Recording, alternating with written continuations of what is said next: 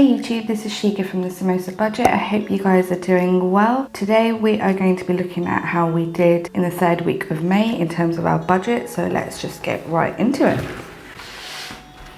This is my monthly expense tracker that I'm trialing out, which is why it's a work in progress, and I check off any transactions that we've counted towards our weekly check-in. There is one transaction that I haven't, and I just need to make sure I add it on, and it's a blue label, which means it's for a fund category. This is the first month I'm trialing a monthly expense tracker, and I am finding that every week I miss off at least one, so I'm hoping that that's not going to be the case today. We are looking at expenses from the last check-in, which was the 15th, all the way up until the 23rd. This is when I'm filming. So I'm gonna go ahead and stick all of these transactions in.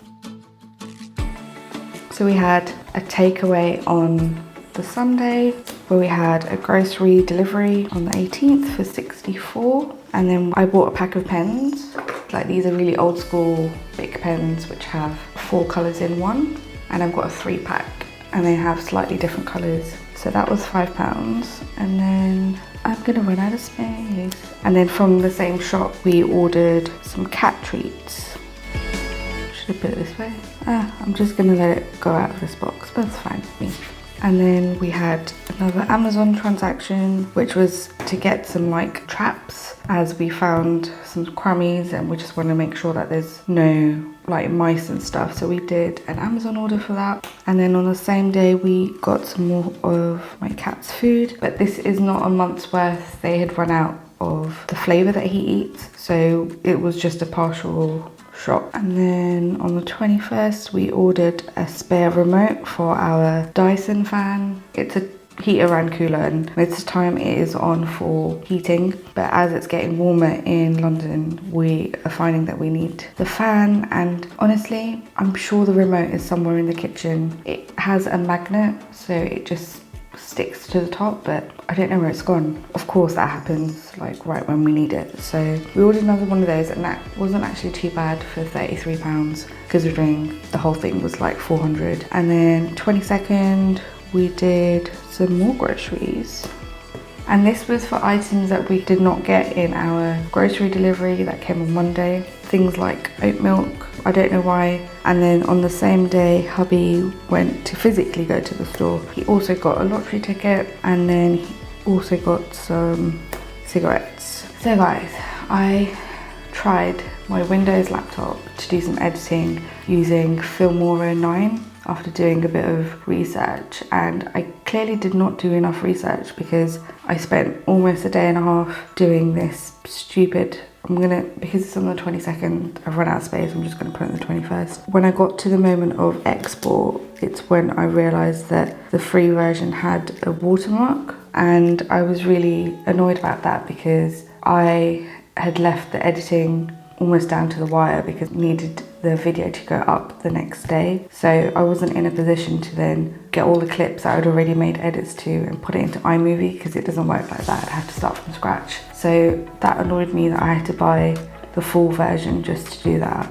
And the reason why it annoyed me is because I thought it was a full trial for say 14 days. And I'm considering, I've emailed them to ask if I can switch this license out for the Mac license, because I have a really old MacBook Pro, but that is so much better at editing than my newer Surface laptop, which is under spec. We didn't buy it knowing that I was going to be doing video editing and stuff, so it definitely struggled. So I'm hoping that this £44, either they'll let me exchange it for a Mac or they'll give me a refund, I'm not sure, but fingers crossed guys. So now what we're going to do is we are going to take all of these transactions and then add them up. So I'm going to do the blues first, which this is my key, and blues are fun category because we have one that was left over from last week. We'll add up all of these blue ones, and I'll probably fast forward you maybe, but let's see. I see 1, 2, 3. I see 3 transactions. Okay, so 20.99. So I see 20.99, for fun, and then I'm just gonna check them off as I go. So that's lottery, okay. And then the next one I will do is groceries, which is this minty green. 64 plus 28, 92. We spent 0 on fuel, and then eating out, oh, let me mark these off. Eating out was 21. And then household was 13. And then home decor or like home stuff was 33. And then 39 were my cigarette expenses. And then we've got cat expenses, which was 36. So I've just been crossing car out and putting unbudgeted, and that was 44. So now we have how much we spent. We need to work out what is left and what is left in the last week. But this is probably not that important now that we've only got 1 week left. So to do that, I look at last week's. So I might just flip between these. So this is week 2's check-in. So you can see for food we had 161.50 left, and we spent 92. So we have £69.50 left. And as far as I'm concerned, that's basically us done for this week, because we've got another grocery delivery coming on Tuesday. And then fun, we had 32.51 left. We spent 20.99, and then I took some money to put into our savings challenge, so we've actually got pretty much 0 left. So I'm just going to zero that out. Fuel, we have got 17 left. Eating out was 58, spent 21, and we've got 37 left, which is pretty good. Household, we had 20 and we spent 13, so we have 7 left. Home, we had zeroed out because I took that money for savings challenge, so I'm just going to put this as 33 in brackets. And then cigarettes, we had 55 and we spent 39, so we've got 16 left. Medical, we have 60 left, but hopefully hubby's going to have an appointment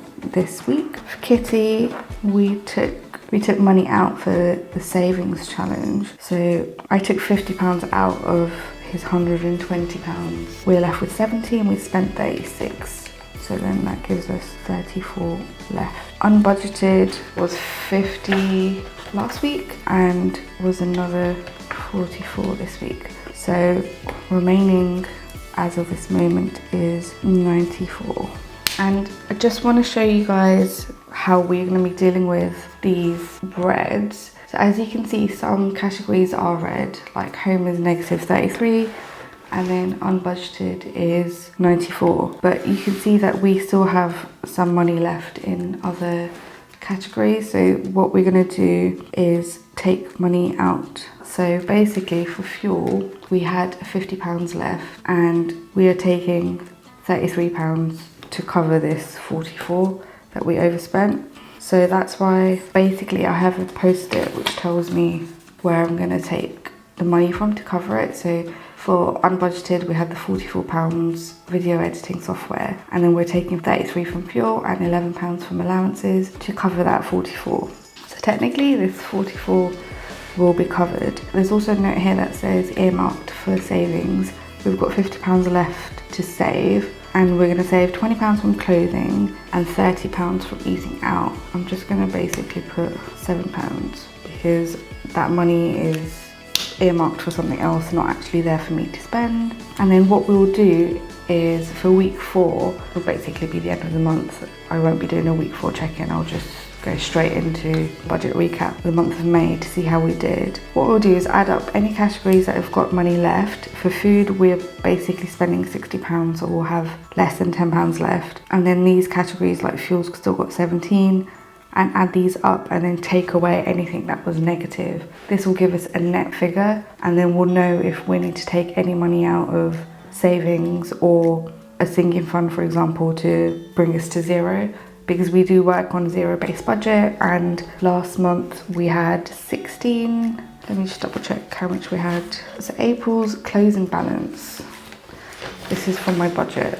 So April's closing balance was 1677. So I want to have at least that much, and then I'll be able to add something to my emergency fund, because basically the whole point of doing this is to see how we are performing to our own plan. To the people who think that budgets are really restrictive, I think it's about changing your mindset to feeling like your budget is telling you what you can spend on something versus what you can't spend on it. So I think a lot of aspects of personal finance is a mental shift. I think that's such a big thing, and I'm currently reading Dave Ramsey's Total Money Makeover, and to be honest, it is a lot to take in and digest. It's not an easy read, I would say. He's extremely religious, so that obviously comes through in his book, and I'm not, but his faith has given him clarity, and that's meant that he's able to help all these people, so I totally appreciate that. But there's a lot of aspects that I don't think I'm gonna quite gel with just yet, and I'm almost 100 pages in. I think we haven't even gotten to the baby steps yet. He's putting in the framework to make his baby steps more palatable, because he's explaining how most of the problem is the person in the mirror, which is obviously you, and I totally agree with that. And it's caused me to question a lot of my expenses in the past and taking accountability for the fact that we are in debt, because I wanted a very specific set of something, and I will be doing a separate video on our debt, but this is just, it's quite enlightening to see. Gosh, I can talk. Okay. Planner's getting a bit chunky, so we'll just run through these numbers. So for food, we've got 69.50 left, and I think that will see us through to the end of the month, so that's fine. We've got £0 left for fun, that's fine. I don't think there'll be any more things that we'll need from now till like Monday. Fuel, we've got £17 left, and I'm hoping that that will stay there and we can use that to take care of some of these negatives. Why did I write this in red? Okay, so eating out actually has 37 left, but I'm taking £30 of that to put towards our savings. And then household, we've got £7 left. Home is negative 33, and again I'm hoping to use some other categories to help cover that. If we don't get a phone call for my cat's food, then that means that we can use this £34 to cover that. Miscellaneous, we've got 16 left. We've got £60 here for an appointment, which I'm hoping that hubby will be able to just go and get seen so he's not in pain. And then we've got this 94 for, well, technically I've covered this, so this is very messy. So I've written here that we took 33 from fuel and 11 from allowances.